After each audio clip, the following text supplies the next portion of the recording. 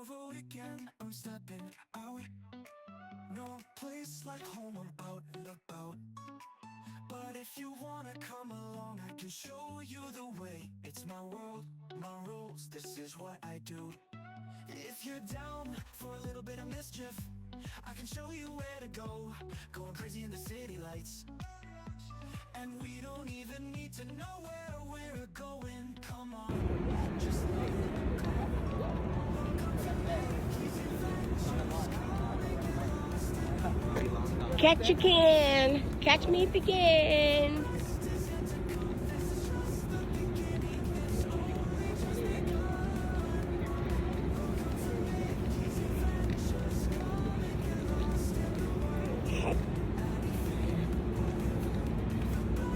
Come on, guys.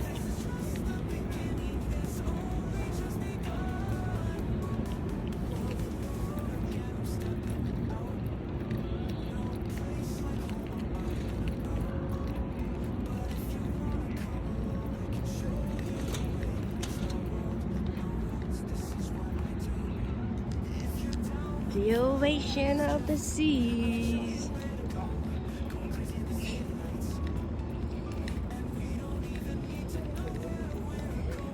And we have Crystal Symphony next to us. They've been following us.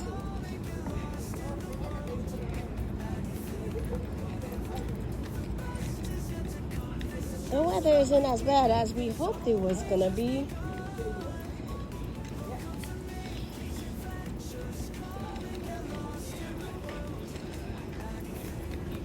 It's not bad. I guess maybe not until you stay out here long enough.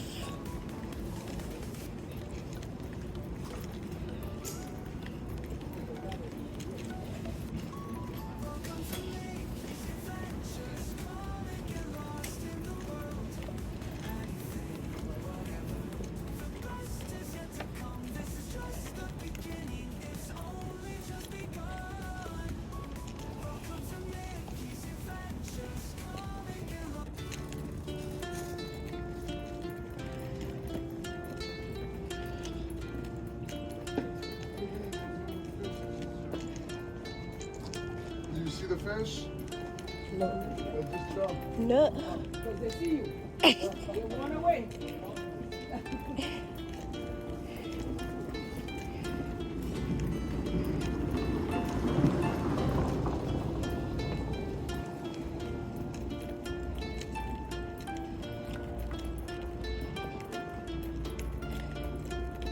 We're heading to the lumberjack show.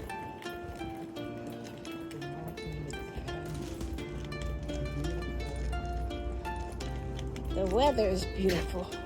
Yeah, the weather is nice so far. Yep. So good.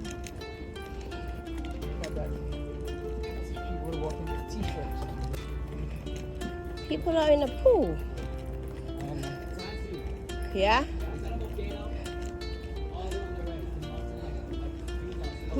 Who never know? I don't know. Maybe. Maybe not.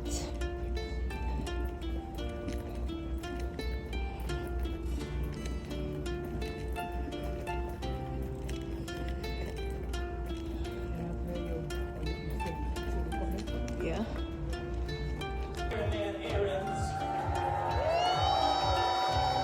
Against Adulto Chocolate Show Newman of Blossom Creek.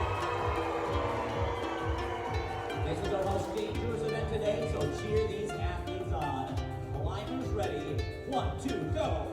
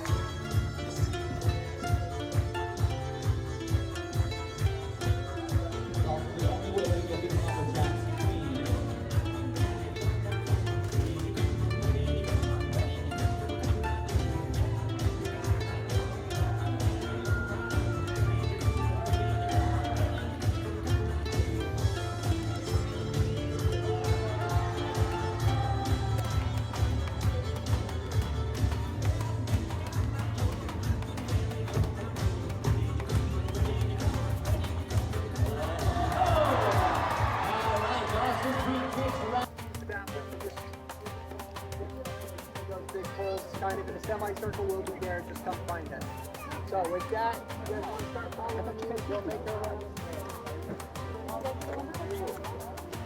Okay. It's okay. It's okay.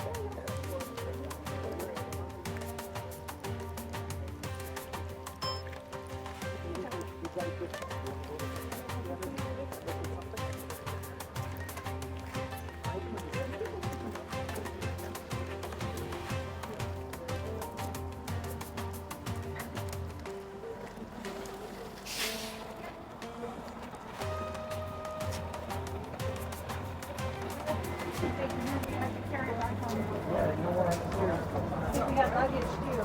We have to bring back to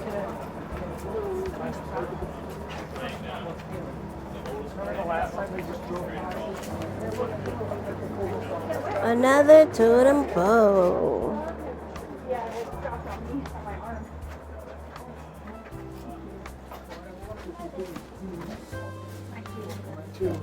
Smell. I could smell the wood. I smell the wood. Oh, look at that.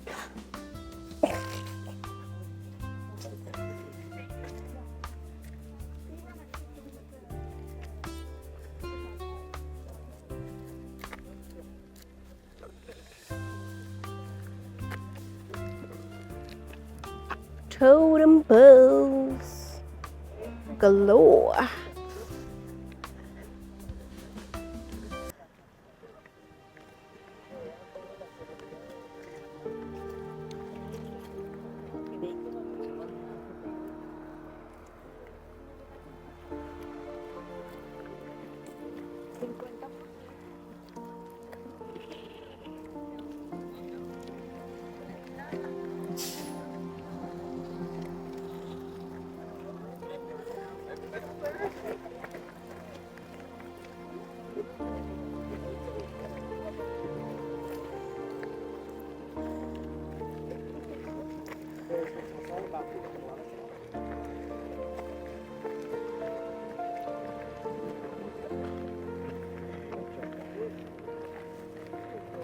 Alrighty, folks. Here we go. We're starting here.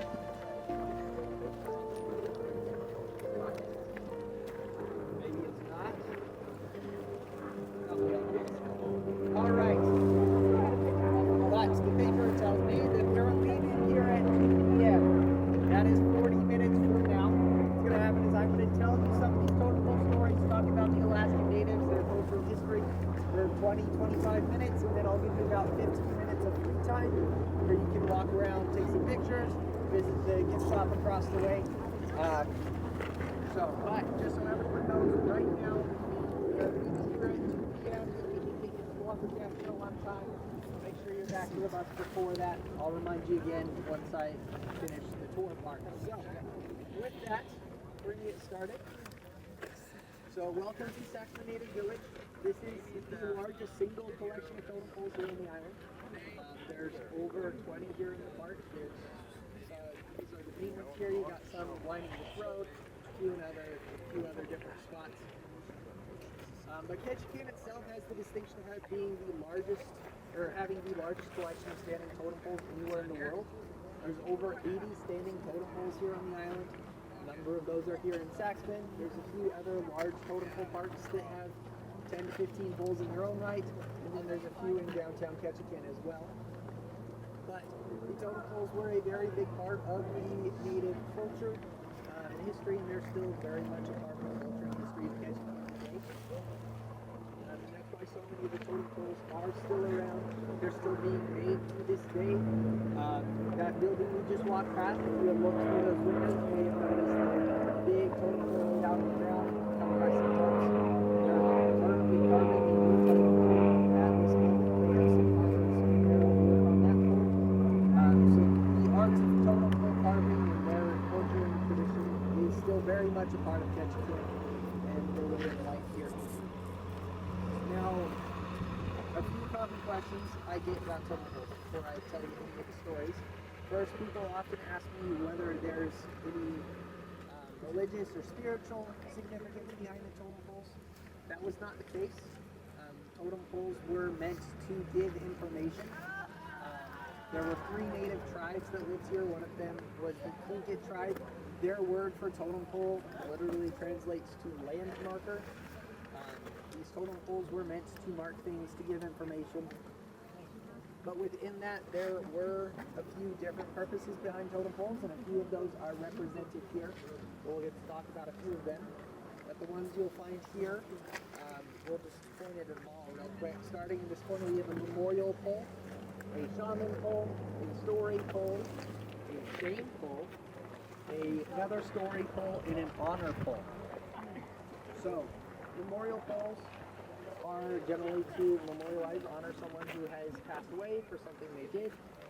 Shaman pole is to represent that there's a shaman in the village. Shaman is like their medicine man or doctor. A honor pole represents generally honor for someone who's still alive. Story poles, of course, tell a story. And a shame pole is like the opposite of an honor or memorial pole. If you do something particularly bad, they might carve it and remember it for the rest of the time. So, gotta be careful. Now, last thing before I start telling more of the stories in depth, the last thing to remember about these stories is the natives did not traditionally have a written language. These stories were not written down, they were passed down by word of mouth. The stories you hear me tell are the stories I've heard from other guides who have heard them from other guides who have heard them from other guides, and so on and so forth, back until the first time the stories were told. And that means we are at the very end of a long game of telephone, folks. It means the stories that I tell you today are most likely not quite exactly what the original story was. But that is why the totem poles were carved, were to keep the main key details and characters and things of the story intact, even if not writing down the maybe smaller details of the story. But all that being said, is there a story you want to hear first? Or you want to learn more about? The shame one. That's usually where people start. They're curious. The shame pole. Does anyone have any guesses of who is sitting up there on top of our shame pole?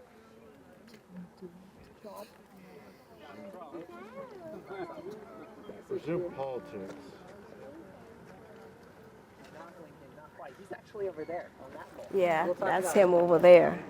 This is actually Yep. William Seward. That was a good guess, though, because William Seward was Abraham Lincoln's Secretary of State. After Lincoln's death, 2 years after, William Seward was actually responsible for the purchase of Alaska from Russia. He bought it for roughly 2 cents an acre, a total of $7.2 million for the entire state of Alaska. And the land was still that much, right? You can't buy a house for that here now. But William Seward, at the time, he had never been to Alaska.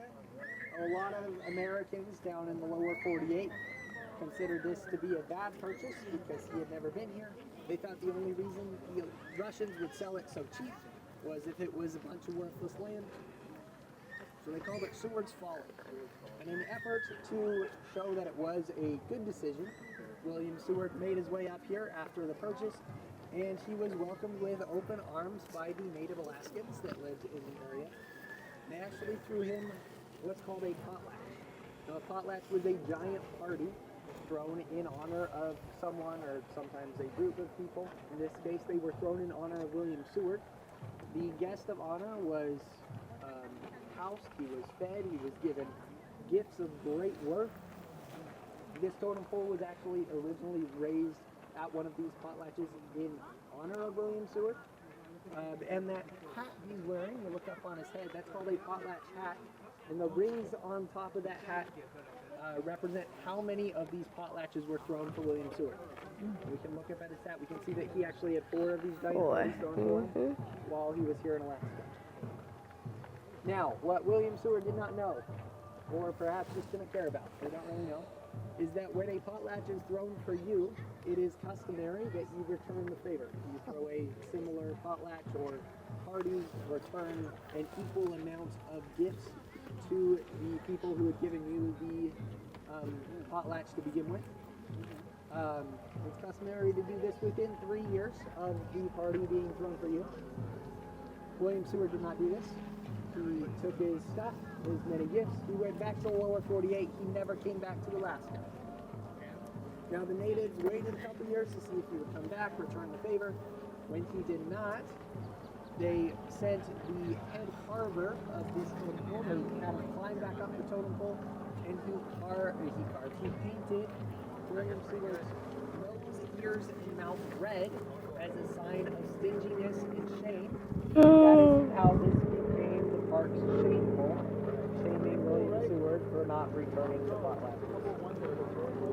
Shame on him. An interesting addition to the story. A few years ago, some of William Seward's descendants came to Ketchukan and heard this story that I just told you. And they asked if it was possible to have this pole taken down. If there was a way to fix the debt, to take the show pole down. Now, the village elders and owners got together. They tried to figure out how much 4 potlatches would be worth in today's money. The number they came up with was a little over $2 million. And as you can see, the pole was still standing. Apparently that was a little bit much. I don't know about you, I wouldn't spend $2 million on dead great-great-great-great-grandfather who messed up. So, that is the story of our shame pole. What should we talk about next?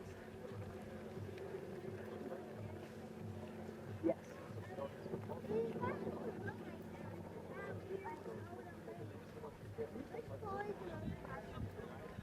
A lot of people like to ask about this one when I tell them it's a shame pole because they're curious as to what that means.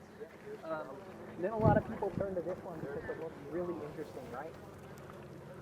Now, interestingly enough, I told you this was a story pole, and that was not a lie, but we actually don't know the story behind this pole.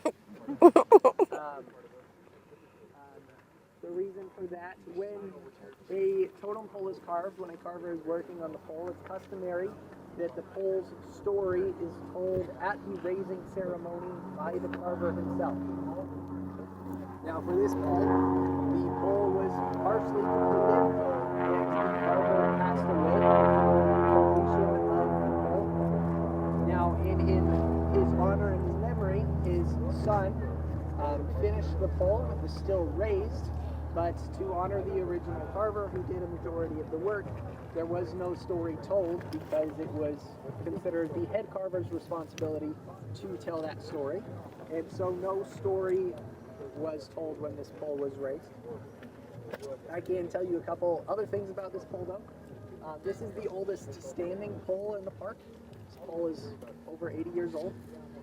Totem poles typically only last 50 to 80 years is usually like a top limit. So this one's getting up there, getting pretty old. This pole was actually originally raised at a different site on a different island, about 50 miles south of here, and it was moved up here. And when the natives moved it, they drug it through the water using their canoes, and we think that the salt water seeped into it, helped petrify it, preserve it a little bit, and that's why the paint still kind of pops out so much and why it's been able to last so long. The oldest pole in the park is actually that one lying by the carving center that we passed on our way over here. That one was carved in the late 1800s. It's almost 130 years old. I think that's it. Any questions about that pole? I probably can't answer them because that's about all I know about it. But how long would it take to carve a pole? That's a good question. The answer is it varies. It depends on the skill of the carver and how many carvers are working on it, but the estimate or average that I've heard is about a week per linear foot. So a lot of these poles are, 35 maybe feet tall, so about 35 weeks, give or take. So a significant chunk of time. Bless you. Bless The you. fastest I've heard is actually by the carver that works here. His name is Nathan Jackson. He's one of the most prolific totem pole carvers of our day and age. He's 87, 86 years old, something like that. He's been carving for over 60 years. He's considered a Tlingit master carver. And the fastest he has ever carved a pole is he carved a 7-foot pole in 7 days. Yes, sir. So then, my wife wants to know about the Lincoln one then. About the Lincoln one. And that's usually number 3 on the list. We usually make our way over there. So let's talk about Lincoln. Now Lincoln, he passed away before Alaska was purchased. He never came to Alaska. How did he end up on the top of a totem pole in Ketchikan, Alaska? That's a great question. Thanks for asking. I know the answer. So, this story, at the time, the 2 main clans, okay, I should back up a little bit. All 3 native tribes in the area, the Tlingit, the Haida, and the Tsimshian. As a member of those tribes, you would have been part of one of 2 major clans. You would have either been an eagle or a raven, and then within that you would have had some sort of sub-clan, like bear, beaver, frog, something like that. So at the time, these 2 major clans, the eagles and the ravens, were at war with each other. And the ravens were losing. They were not doing very well. They were kind of cornered on a part of an island. Eagles had them surrounded, and they were kind of just waiting for them to either make a move or eventually die of starvation. And so the ravens knew they had to do something, and so they one day saw a U.S. Navy vessel going through the water by where they were camped. They decided to take some of their canoes out and ask for some help. So they went out to this Navy vessel. They asked the Navy crew for help. They agreed to help resolve the conflict. And they decided that the best way to do that was a show of arms. So they gathered as many of the Raven men as they could on the decks of this ship. And then they sailed the ship past the Eagle camp, showing their weapons and all their men to try and scare the Eagles. And this worked wonders. It worked great. The Eagles sent out their leaders on a canoe themselves. The Eagle and Raven chiefs met on the boat and signed a peace treaty that is still in effect to this day. Since that time, there has been no fighting between Eagle and Raven clans. And because of this, they wanted to raise an honor pole in honor of the men of the ship who had helped resolve this conflict, and as well as the Ravens who had gone looking for this help to help resolve the conflict. So this is called the Proud Raven Pole. You can see that raven there at the bottom, and that man with a white face representing the Navy crew. But traditionally, when you're carving a totem pole, in Native tradition, you cannot have an inanimate object on the top of the pole. So they couldn't carve the ship up there to represent the Navy and their crew to help. So they were trying to figure out what to put on the top of this honor pole. When the natives found out that the ship's name was the USRC Lincoln, it was named after Lincoln, they decided that he was a suitable candidate to put up on top of their totem pole, and so he was what was chosen to be carved. Now you might notice as you look up there that Lincoln looks maybe a little bit short on top of the totem pole. His legs aren't exactly proportionate. Lincoln was one of our tallest presidents. He was like 6'4", I want to say, something like that. But the only picture any of the sailors had of Lincoln was cut off at his waist, so they didn't know how tall he was. And so we have a short Lincoln on top of our totem pole here in Ketchikan, Alaska. Almost looks like a shoe one. So that is the story of how Abraham Lincoln ended up on top of a totem pole in Alaska, despite never being here. All right, what are we looking at time-wise? 1:30. 1:30, 1:40 almost. Okay, I'm going to tell you this pole, or this story pole here. This is one of my favorite stories to tell. Once I finish this story, I'll give you guys your free time. You'll have about 15 minutes to go look around, explore, take pictures, ready to go shop, and then we'll meet back at the bus. But this, again, is our example of a story pole. Now, a lot of native stories had some sort of meaning or purpose behind them, or explained something they saw in their day-to-day lives. And I'm going to just tell the story, and then I bet that none of you will see what's coming in there. So, I see somebody's missing something. yes, something like that. That's actually not part of the story. That's just an unfortunate accident. But this is the story of Kotz and She-Bear. Now, Kotz was a native man. He was said to be almost a Hercules-type figure in his village. He was the strongest, the fastest, the best hunter and fisher. But because of that, he was a little bit full of himself. Now, one day, outside their village, they saw a large bear tromping through the woods. And Kotz decided to take it upon himself to go and track down this bear, hunt it down and kill it. Now he goes out, tracking down this bear, and he tracks it all the way to his cave.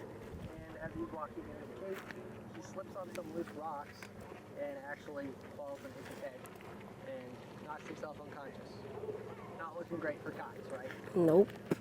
But when Kotz wakes up, he finds himself looking at not the most ferocious bear he's ever seen, but the most beautiful woman he's ever seen. What he did not know is this bear that he had been tracking was not an ordinary bear, but was the shape-shifting deity She-Bear. Ooh. She had the ability to transform between this beautiful woman and this ferocious bear. So Kotz wakes up, sees this beautiful woman, and is smitten by her beauty, and apparently dating was a little bit easier back then because he proposes to her on the spot. And She-Bear says yes. So they get married off in the woods. Now this mayor raises one major problem. Kotz was already married. He had a wife and a family back in the village. He doesn't seem overly worried about this at the moment, so he vanishes off into the woods and marries She-Bear. And when he marries She-Bear, he gains the ability to shapeshift just like she can. So he can now transform into a bear, as well as his human form. And She-Bear decides that they're going to raise a family upstairs.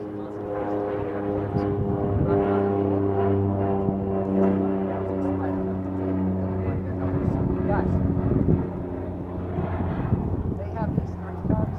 They decide they're going to raise these bear cubs as bears. They don't let them know that they can shapeshift. She-Bear agrees to that. So the only time Kotz is ever in his human form is when he goes out into the woods by himself to hunt for his family. He's more comfortable hunting and moving through the woods as a human, and so that's the only time he is in his human form. On one such occasion, he's out hunting.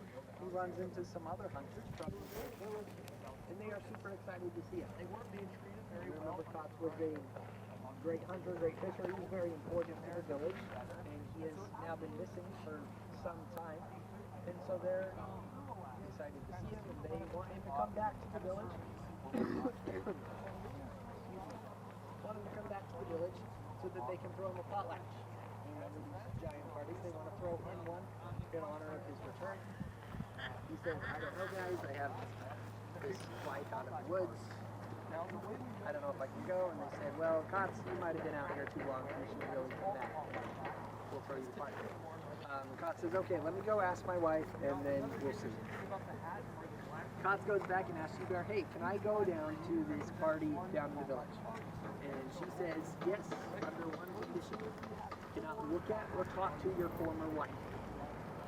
Sounds tough, right? Rain above it.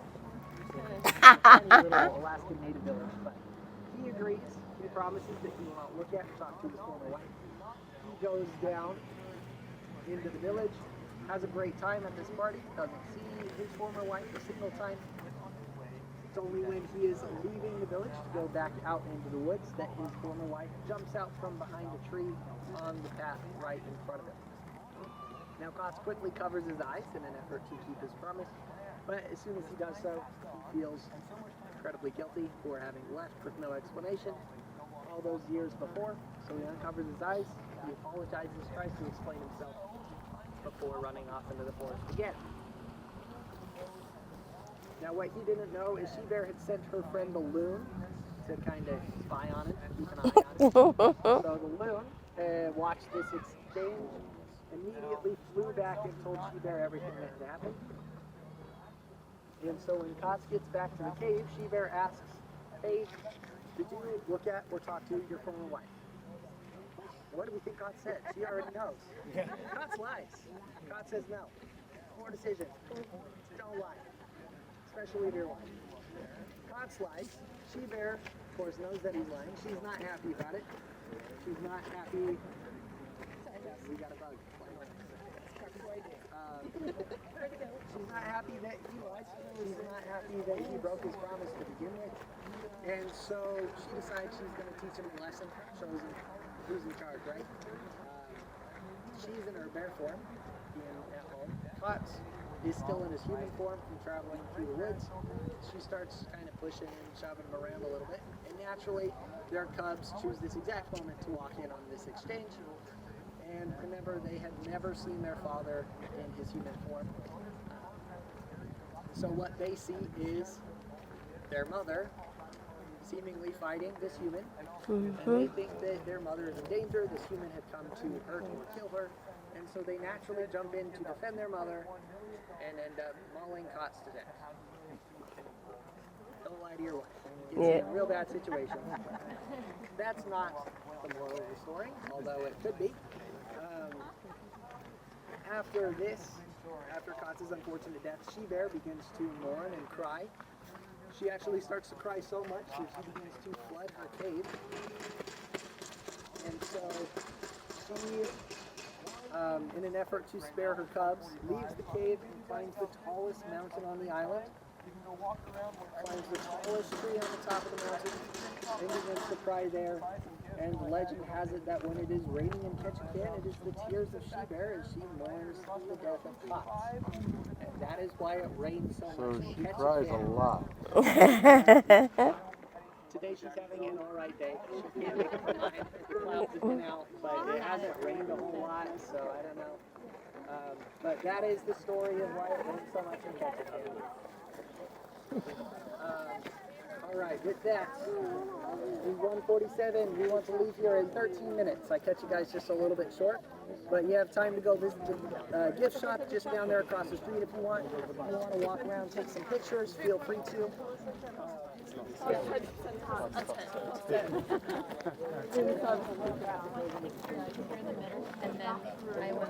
What do you want to do? Building. This is the clan. So the clan house, this one's fairly large. This is the largest clan house in the state of Alaska. It's around 75 feet long, 50 feet wide. So this one could have housed 40, 50 people. But traditionally the clan house would have just housed an entire family unit. Grandparents and parents, cousins, uncles, everyone would have just been in a building like that. And so that's what that is a recreation of a traditional clan house.